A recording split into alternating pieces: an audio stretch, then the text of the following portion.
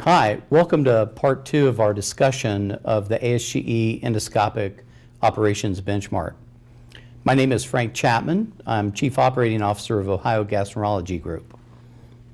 Hi, my name is Ravi Singh. I am the Medical Director of Great South Bay Endoscopy Center in East Patchogue, New York. So Frank, I have a couple of questions for you. You go way back as far as benchmarking and helping ASGE benchmark their operations. How have you seen this process evolve over time? I actually started the benchmark almost 15 years ago when I first got into GI, and there wasn't a lot of benchmarking being done operationally. And what I started out with is perhaps 10 to 15 colleagues that around the country, large GI groups, that saw the benefit in being able to see what other folks were doing and to develop some metrics that would help us understand that. Several years ago, we brought that into ASGE, and the number of participants has grown dramatically. The idea is that ASGE obviously has a larger footprint, and so we started out with perhaps around 50, and we're up to about 75 participants every year now. One thing that's interesting about ASGE and their reach is that every year we tend to get reminded that ASGE is an international organization. We actually get organizations, we've had organizations from the Ukraine, from Argentina, and from other countries around the world submit data. We can't use those in the benchmark, but it's always interesting to see what different people are doing around the world. They're doing the same thing we are, but with different costs and different efficiency. So Frank, for centers who are part of management companies, partly owned or managed, and have an internal benchmarking process, what is the advantage you see for them externally benchmarking with other ASCs outside their universe? Well, one important thing about the ASGE endoscopic benchmark is that it's similar to GI Quick in that what we've done is established a standard set of metrics against which you can be measured. Whenever you do internal benchmarking, typically you're working off of a unique set of metrics that have been defined internally. One thing about the ASGE endoscopic benchmark is that, similar to GI Quick, we've defined a set of benchmarks to be used operationally against all other organizations that do similar activities, whether they be in an office or an ASC or in a hospital. So the value of internal benchmarking is always to identify variation within organizations and their units. But the value in doing the ASGE endoscopic benchmark is you're able to do exactly the same thing with similar organizations all over the country. That's good to know.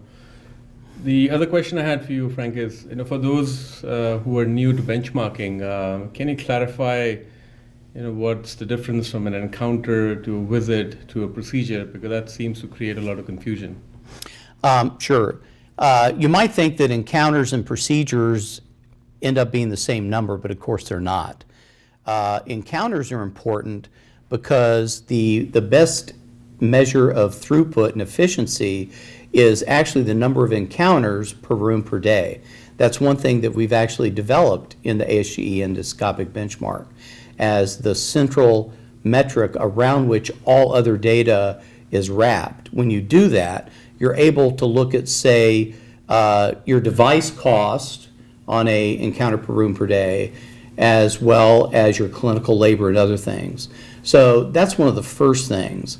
When you get into procedures, in GI we're a little bit unique in that we can do secondary, even tertiary procedures. When you're doing an upper and a lower, what ends up happening is that bills in a different way than if you're doing two endoscopic procedures in a lower endoscopy. So what ends up happening is when you're looking at, say, your average revenue per procedure, it's skewed slightly to the number of doubles, as an example, that an organization might do. So you have to be very careful to identify secondary and tertiary procedures because that impacts the overall number for the organization. And what's the best way of capturing the procedure data? We've actually talked a lot about that recently, and what we're going to do in the 2018 survey versus the earlier surveys, and it actually might end up being simpler for the organizations. We're going to go ahead and ask for CPT data.